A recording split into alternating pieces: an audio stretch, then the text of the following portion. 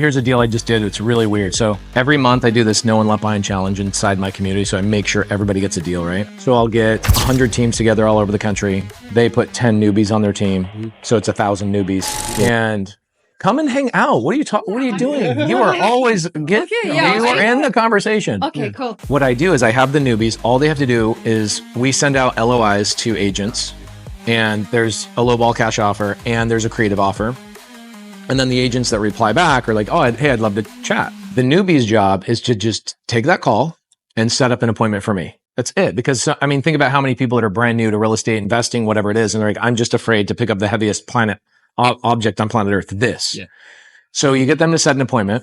And what I do is I go, all right, I don't want to know the address. I just need the agent's first name and their phone number, and watch me get a deal. And watch me put it together. Yeah. Right. And so this last call I did, it was like, the challenge is Monday, Tuesday, Wednesday, Thursday, 3 hours in the evening. It's literally my last call of Thursday.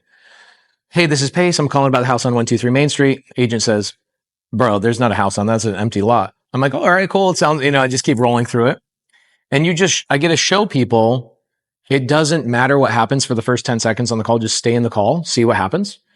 And I just said, okay, well, what else do you do to make money? Because agents always have other things going on, right? I call them undercover agents. They're like, they got another side hustle or this. And he goes, well, I have this contract with Walmart. I have the first right of refusal on all their kiosks in the front of the store. I'm going to arbitrage them with like a water filtration company and blah, blah. Anyway, it's a long story. I go, so what do you need? He goes, well, we need investors. And I go, cool. So let's say an investor cuts you a check for $100,000. What do they get? I get into this conversation. Next thing you know, I just go raise $2 million for the guy. Did you really? I cross-collateralized against the land I called on. So I'm full, like there's zero downside. Yeah.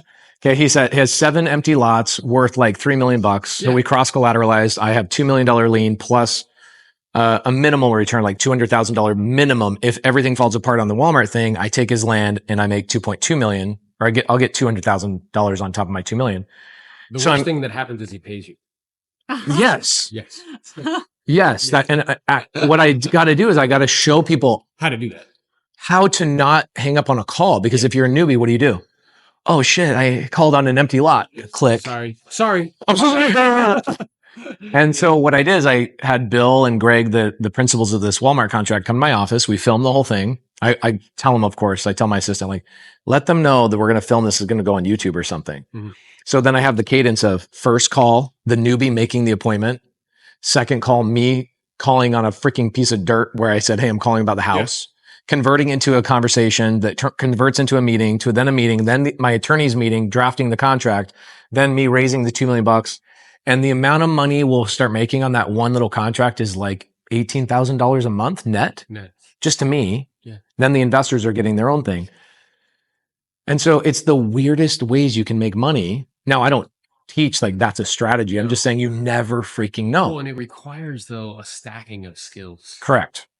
So the first level is I got to get really good on the phone. Yes. Then the next level is I have to stack the skill of just thinking creative. Yeah, and not feel embarrassed. Right.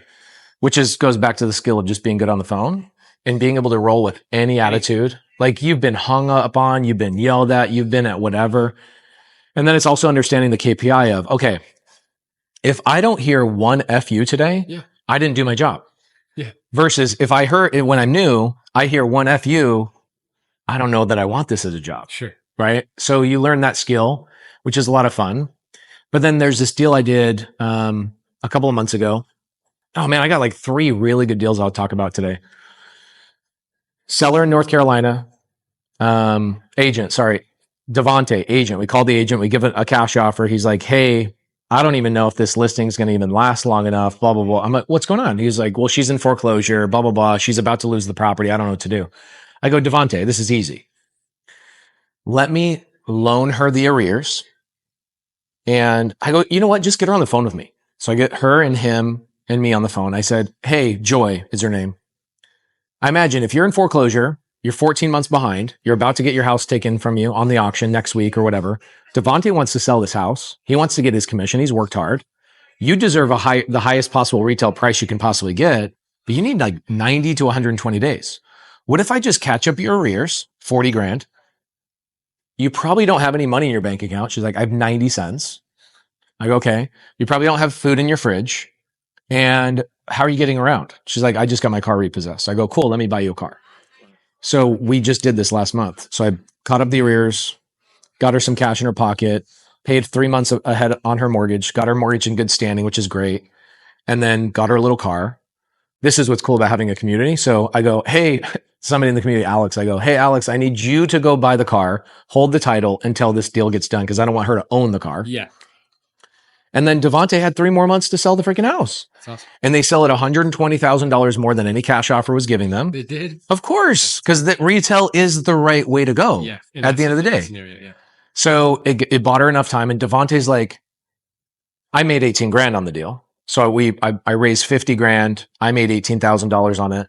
And Devontae's like, do you know how many foreclosures I could help if I could just call him and say, I could catch up your arrears and list your property?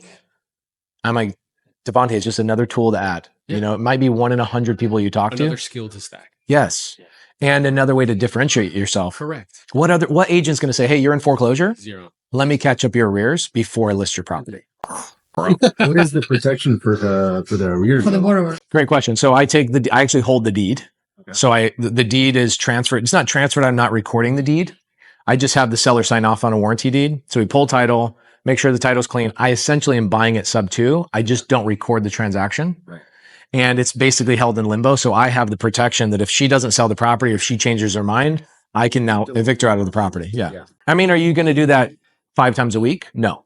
Are you going to do it once a month? Yes. And I just recognized as well as one of the skills that need to be stacked is from a kind of procedural perspective, how title's transferred. Yeah. Because you understand that very well. So good. Yeah. So, but now you're able to, it's like there's a scenario and you can pull from various different knowledge sources. Yeah. And for me, like I just wasn't smart enough to understand even the difference between title and deed. What's a title? I was a wholesaler for 3 years before I understood the difference between the title and the escrow officer. Are you looking for your handsome guy? What's up, Tate? Are you the ringleader? Like you run the whole event? Are you? Me and my sister. You and your sister? Okay, cool. Oh, that's your sister. Yeah, that's my sister. Okay, cool. Where did you grow up? Yeah. You did. And you grew up here too? Yeah. And you guys met in where? At college. Even though we live like 10 minutes down the street from each other. You had to meet at college. Yeah. That's cool. So what was his pickup line? Did he have a pickup line? Hey, I'm an agent. I'd like to list your house. Exactly. 6%, please sign here. Is that what it was? Again, what I really do believe is that the future of real estate is my community of agents and his community of investors coming together. Agents have a tendency to not understand any of the creative side of real estate. And as such, they don't add enough value. Our communities, by blending them together, it's really equipping agents with a higher specialized knowledge and skill so they can do more deals. And that's really